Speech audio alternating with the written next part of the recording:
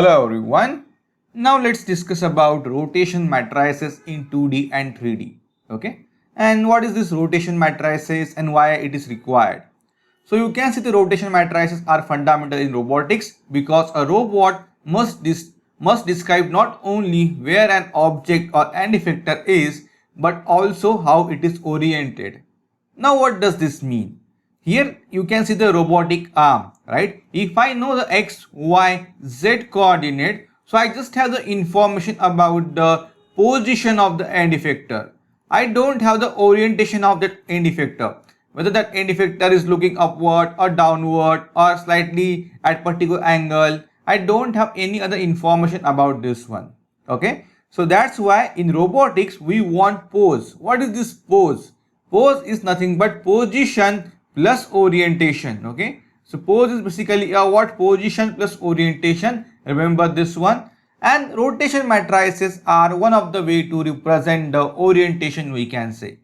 Okay. And also let's say for example this is our fixed link. Okay. This is basically our fixed link, right? And we have this one more link attached to that. Okay. And here it is rotating about this particular joint. So let's say for example here we have a xy coordinate. Let's say for example y. Here we have a z. Sorry, here we have a x, right? So I know the position of this particular point. Let's say for example x and y. If I rotate this particular link by theta here, so what will be the new position of this particular end effector? I want to know that. Okay. For that purpose, we have to learn this rotation matrices. So I hope you understand why we required to learn this rotation matrices, because we want the information about the how this end effector is oriented. Okay. So you want a complete pose, that is basically a position plus orientation. Okay. Great. Now let's say for example we are going to draw x and y axis like this. Okay. So x axis, this is basically my y axis, this is basically our origin, we can say. And let's say for example this is my point, data point p, x comma y. Okay. So assume that this is basically our link here, one of the link, and this is basically position of end effector or any tool, we can say. So in vector form we can write this p equals to x and y like this. X and y coordinate in vector form, it's a column matrix, right? Now let's say for example here it is making an angle phi. So this phi is angle between the tool and the x-axis. Okay, current position of this particular tool, we can say. Now let's say for example I am rotating this particular tool by a theta degree. Okay, so if I rotate this particular tool by theta degree here, so let's say for example p dash having the coordinate x dash and y dash here, and the angle between this and this is basically a theta. Okay, so currently we have this particular point at 5 degree, but I rotate this particular tool or point, we can say, by theta. Now this is basically my new position. So this is basically my new position, we can say, right? And in terms of a vector, we can say p dash, x dash and y dash here like this. Okay. So after rotation by theta degree, we got the new coordinates here. Now we want to determine this particular new coordinate. How to do that? Okay. Now you can see from this particular figure, so I am writing it down, x equals to what? So this is basically my what? X coordinate, right? From here to here. This is basically my y coordinate, right? So what about this phi? X equals to, and suppose this is basically my radial distance here. Okay. So we can represent this in vector format also. So original vector, we can say the magnitude of this particular vector. So r here, right? Radial distance, we can say. Now x equals to what? I can write r cos of phi. What about y? Y equals to r sine of phi, right? That's it. Now after rotating this particular link by a theta degree here, so what we got here? New orientation with respect to x-axis I'm talking about, right? So after rotating it So we are rotating like this. So counterclockwise, right? Counterclockwise, very important, counterclockwise. Now the new angle becomes what? New angle. New angle is basically a what? Phi plus theta. Can I write like this? Phi plus theta. So this is basically my new angle with respect to x-axis, right? So therefore what we can write? So what about x dash and y dash here? Can I write x dash equals to r cos of phi plus theta? Yes, obviously. What about y dash? R sine of phi plus theta here. Okay. So kindly remember what we have done here.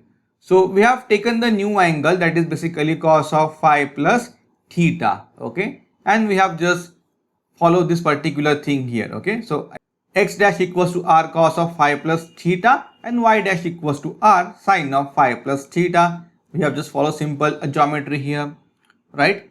Now how we can expand this one? So you must be knowing all the trigonometric formula here. Okay. So tell me the formula of cos a plus b and sin a plus b. Anyone remember? So we have learned this in our 11th and 12th. So kindly revise the concept of trigonometry here. All the formulas you should know. Okay. So when I say cos a plus b, that is basically what? Cos a into cos b minus sin a into sin b. Remember. And in terms of sin a plus b, sin a into cos b plus cos a into sin b. Okay, remember the formula of cos a plus b and sin a plus b. Now can we expand this one? Yes. Now x dash becomes what? Now x dash becomes r, so r outside, cos of phi into cos of theta minus sine of phi into sine of theta, right? This is basically my x dash. Now if I multiply this one r inside the bracket, what I am going to get? R cos of phi into cos theta minus r sine of phi into r sine theta. But if you remember, r cos of phi is basically my x, r sine of phi is basically my y. So can we write this as like this?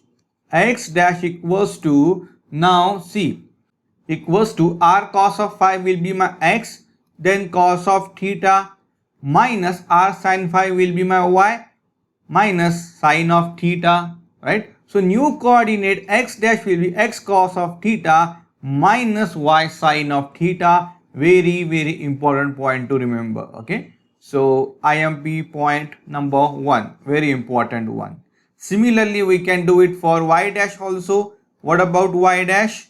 So y dash will be what? R. Then apply this particular formula. That will be what? Sine of phi into cos of theta plus cos of phi into sine of theta here.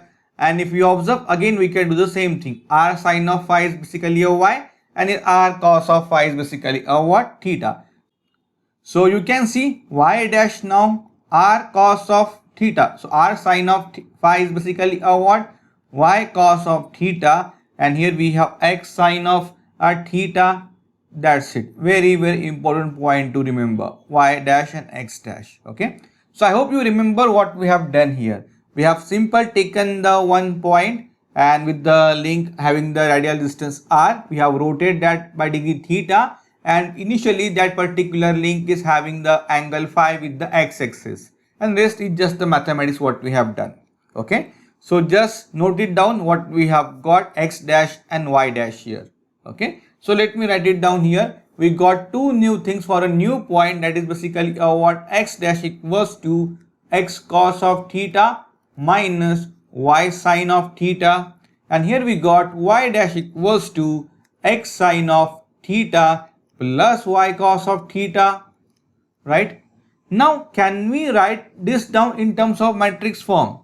This is basically equation. So can we write this down in terms of matrix form? Yes, obviously. So if you don't understand how we are doing this, please watch the lectures based on the system of linear equation in linear algebra course. Okay. So that will help you. We have discussed this particular topic in detail system of linear equation in linear algebra. You can check out those videos. Now I can represent this one x bar and y bar in terms of a matrix form like this. So this will be equals to a what? Cos of theta minus y sine of theta. Okay, here we have, so let me write it down in this way so that will be easy to remember. Okay, minus sine of theta, x and y coordinate, here sine of theta, and here we just have a cos theta. So this is basically my matrix 2 by 2 matrix, and here we have x and y. Okay, so if you do a matrix multiplication, we are going to get the same equation here. So what we have done, we have converted this 2 into this matrix form. Okay, so this is basically a what? Matrix form here. Now that's it. Okay, we got the new matrix.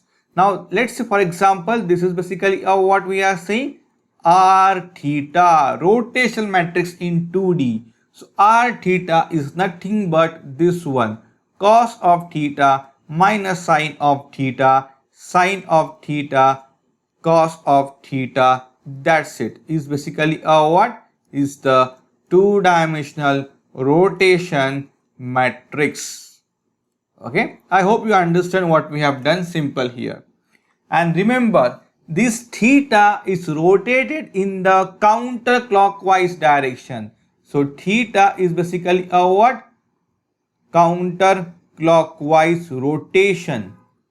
Okay, counterclockwise rotation. Remember, very important point. If I rotate this theta in clockwise direction, if theta is rotated in clockwise direction, or we can say clockwise rotation here, in that case what will get changed? In that case theta will be minus theta, so that will be r minus of theta, and we have to replace this theta by minus theta. And remember, cos minus को खा जाता है and sin minus को बाहर फेंक देता है. It means what?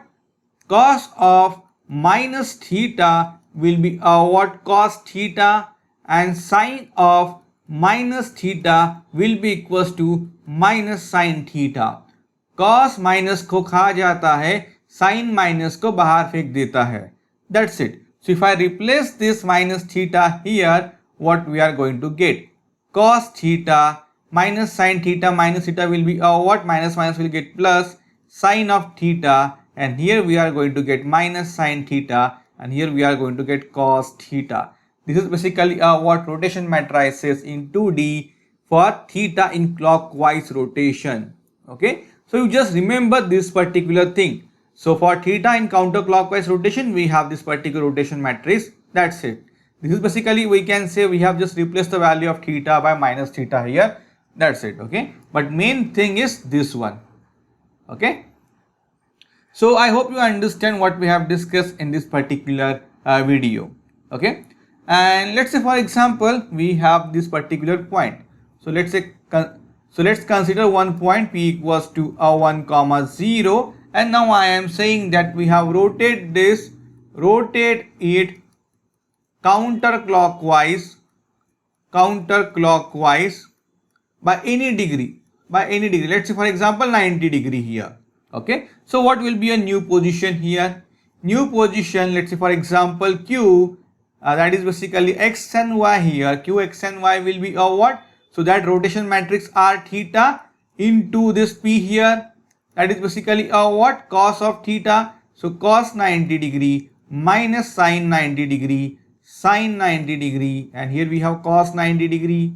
So we all know cos 90 is basically a what? 0, and sin 90 is 1. So this will be like this, right? And we have the new point here, that is, and we have to add the point also, that is basically 1, 0. Now it's just the matrix multiplication. So what we are going to get? 0 into 1, 0, minus 1 into 0 will be a 0, and 1 into 1 will be a 1. So 0 and 1. So we got the new position of the tool, or we can say end effector here, right? So you can see, if I rotate the point 1, 0 in counterclockwise direction by 90 degree, 90 degree or counterclockwise, I am going to get this new position here like this. Okay, I hope you understand what we have discussed here. Simple concept. So remember, counterclockwise. Counterclockwise means what? Theta is positive, right? And clockwise means what? Theta is negative. Okay, so you can follow this particular thing here. Now we know what is rotation matrix, right? Now we should know the important properties also. Important properties of rotation matrices here. Of rotation matrix. What is that? Rotation matrix is basically orthogonal matrix. So orthogonal matrix. Rotation matrix is basically a orthogonal matrix. Now what does this mean? Rotation matrix, it means that R transpose into R is what we are going to get identity matrix here. The property of orthogonal matrix. If R is orthogonal matrix, then R transpose into R is basically what? I. Very, very important properties. And from this we can say that we know that R inverse is also equals to R transpose. Very, very important. Okay. It means what? If I want to find out the inverse of rotation matrix here, I just need to find out the transpose here. That's it, right? So please remember these two important things. First one is basically what? Rotation matrix R transpose R is equals to I, and R inverse is basically equals to R transpose. Now what about determinant? If rotation matrix is basically, we can say orthogonal matrix, so what about determinant? Determinant. If you look at this matrix here, if I take a determinant of this one, so cos theta into cos theta, cos square theta, minus of sin theta into minus sin theta will be a what? Minus sin square theta, and minus minus will become plus. So what we are going to get? Cos square theta plus sin square theta, that is basically equals to 1. So determinant of R is equals to what? Plus 1 here. Okay. So remember, determinant of R is equals to what? Plus 1. Very important property. Third one is what? Rotation. If I rotate the point from P to P dash here, rotation preserves the length. Preserves the length here. Okay. So if I have this R here, this magnitude here, then if I rotate this particular point, the radial distance will be the same here, right? So from this, what we can say? If I say I have a new point P dash which equals to R into P, in both the cases, the magnitude of the vector will remain same. So magnitude of the vector, so norm is equals to the initial point here, like this. So we can say that rotation changes the direction but not the length of the vector. So length of a vector remains same, or not change or remain same. You can write it down. Okay. So I hope you understand what we have discussed in this particular video up till now. Now we are just dealing with the 2D here, right? 2D here. So if you see in the XY plane, right, in the XY plane, we are rotating this particular tool or point with respect to a what? Z axis. So we are doing rotation about a Z axis here, right? So we are just rotating this particular point in 2D plane. We can also rotate this particular point in 3D plane also. In that case, we are going to get one more component, that is Z component here. Okay. So how to deal with that? So what changes we have to make in the rotation matrices? So that is what we are going to discuss in the next video. So moving from 2 dimension to 3 dimension, we'll be discussing in the next video. Okay. But I hope you understand what we have discussed in this particular video, and please note down this important all 3 properties. Then this is very important, rotation matrix. Then this counterclockwise, clockwise this thing, and this thing is also very, very important. Okay. So kindly note it down in your notes. Thank you.